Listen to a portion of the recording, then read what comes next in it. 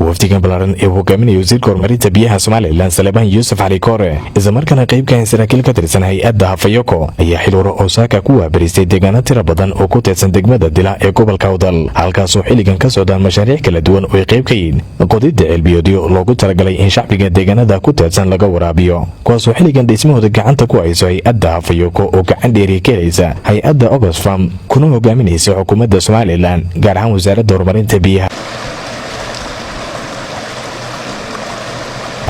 soo dhaweyn diiran oo shacbiga ku dhaqan deegaanadan ay wafdiga ku qaabileen Kasoko waxay socdaal indheedheena ugu sii gudbeen goobaha kala duwan ee ku yaalan ceelbiyoodiyadaasi iyagoo kormeer indheedheena ku soo maray ilaa hadda halka ay marayaan qodidda ceelashaasi kuwaas oo loogu talagalay marka la dhammaystiro in qalabka lagu rakibo iyo sidoo kale tuumbooyinka biyaha xambaaraya ay noqdaan kuwo si fudud oo sahla shacbiga uga cabaan goobaha guryahooda taasoo meesha ka saraysa masaafada dheer oo shacbiga deegaanadan ku dhaqan ay u doonan jireen biyaha deegaanadan oo ku jiray marxalad barwaaqo isla markaana si weyn roobabka iyo sidoo kale raxmaadka eebe u maasheeyey ayaa dhulku ahaa mid cagaaran oo indhahaga soo jiidanaya bilowgii horeba wafdigu waxay socdaalkooda lugtii koobaad ka bilaabeen deegaanka dharaara waxar wajahada dhanka bari ka dhaca magaalada Badila ee gobolka Awdal soo dhaweyn loo sameeyey Kasoko wafdiga waxaa halkaa khudbado kala duwan ka jeediyey mas'uuliyiin ay qayb ka hayeen aadan cusmaan duqa magaalada Dila heertuulaha deegaanka dharaara waxar cuqaal duqayti iyo mas'uuliyiin kale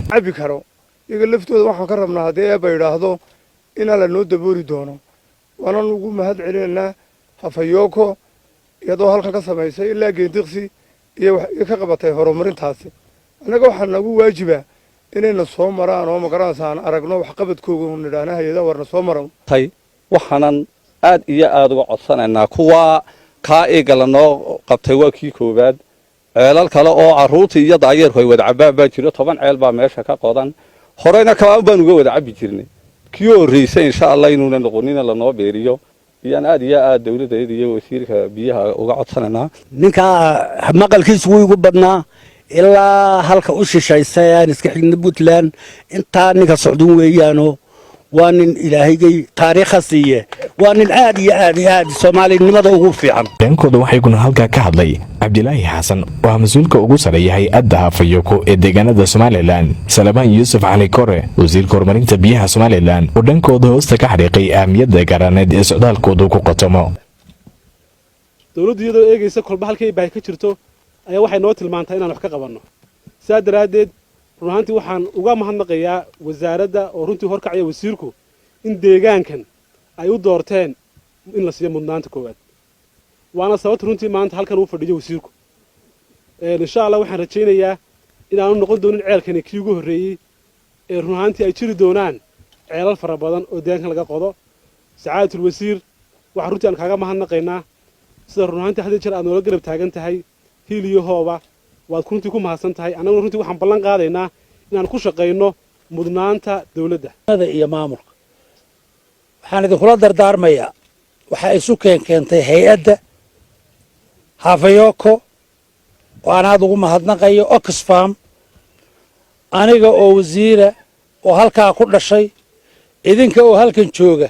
inteena waxa isu keentay waa maamulka iyo dawladnimada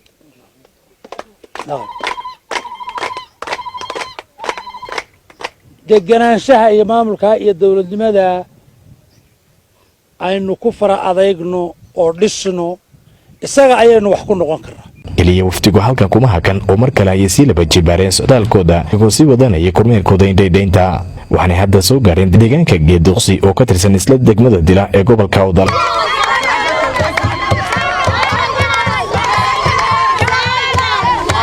soo dhaweyn laba jibaaran oo mar kale shacbiga halkan ku dhaqan waftigu kala kulmeen Kasoko waxaa halka khudbado kala duwan ka jeediyey xildhibaan Axmed Barkhad Obsi oo kamid ah mudanayaasha aqalka golaha wakiilada isla markaana laga soo doorto deegaankan iyo odayaal dhaqameed kale oo dhankooda si weyn uga mahadceliyey mas'uuliyiinta wafdiga uu hogaaminayo wasiirka iyo sidoo kale madaxda hay'adaha Hafayoko iyo sidoo kale Oxfam waxa weeyaan wasiirku waa wasiirka u ballan qaaday Soomaaliland inuu biyaha gaarsiiyo waa wasiirkii horumarinta biyaha wasiirkaasi maanta wuxuu inooga yimid socod dheer buu inooga yimid halkan cidda inoogu timaada way adag tahay waxaan u ballan qaadaynaa wasiirkana iyo Hafayokaba inaanu ceelkaasi daryeelno marka laga tago ma aanan arag wasiir halkan noogu yimaada waa kii koobaad ee noo yimaada horta marka hore waxaan leeyahay wasiir waad mahadsan tahay waddanku waa waddankaagii taariikhdaana sheegi doonta waana wax lama ilaawaana maanta oo wasiirkii koobaad ee halka noogu yimid aad tahay injineer maxamuud cabdixakiin oo ka mid ah injineerada xilligan gacanta ku haya qodidda ceelashan iyo sidoo kale diyaarinta qalabka kala duwan ee biyaha ka soo qaadaya ceelka ilaa laga qaybinayo lagana gaadhsiinaya deegaanadan kala duwan iyo dhankiisa halkaa ka hadlay waxaa weeyaan cabirkiisu waa 12 mitir waxaanan ku rajo weynahay inuu kaafeeyo geeduqsi ceelka qura maanaan samayn waxaan samaynay soil bank waan samaynay si environmentka uu hagaago oo deegaanka uu hagaago 6000 oo linear mitir baan siinay qoys kasta waxa la siiyay 150 mitir baa la siiyay qoys walba ugu dambayna cabdilaahi xasan cil madaxa ugu sareeya hay-adda hafayoko ee deegaanada somalilan iyo sidoo kale salebaan yuusuf cali koore wasiirka horumarinta biyaha somalilan ayaa halkaa kula hadlay shacbiga ujeeddada runtii kulankani ama safarkan wuxuu daaran yahay in wasiirku run ahaantii u kuurgalo shaqada rasmiga ee hafayoko wado wasiirku isagoo daba socda wixii aanu qabanaynay maanta wuxuu eegayaa bal shaqadii aanu qabannay ma tahay shaqo saxa ma tahay shaqo mataqaana halkeedii la dhigay haddaan hafayoko ugu noqdo in yar dib waa hay-ad maxalliya kollay intii anigu aan somalilan 22 sannadood waxaa bilaabay niman dhallinyaro ah oo reer somalilanah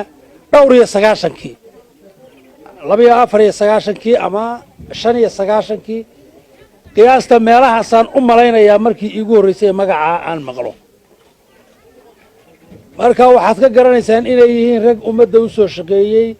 oo ilaa waagaa soo jiray magacoodu oo marba jiilba jiil ka bedelay dadka reer geediqsina aad waxaan ugu ammaanayaa sida sharafta iyo karaamada leh ee ay waxay soo gaadha u maamulanayaan ee ay gacmaha isu haystaan iyagana aad iyo aad baad ugu mahadsantihiin wasiirka ayaa sidoo kale socdaalkiisa u kurgelidda intii ku guda jiray waxa uu indheedheen ku soo maray ceelasha biyood ee xilligan laga waraabiyo degmada dila idan halka gunaanadka xadhiban sharafeed wafdiga ugu sameeyey shacbiga ku dhaqan deegaan geed duuqsi ee degmada dila ee gobolka awdal faysal maxamed aadan faysal fifa tv-ga Somali Cable deegaanka degmada dila ee gobolka awdal.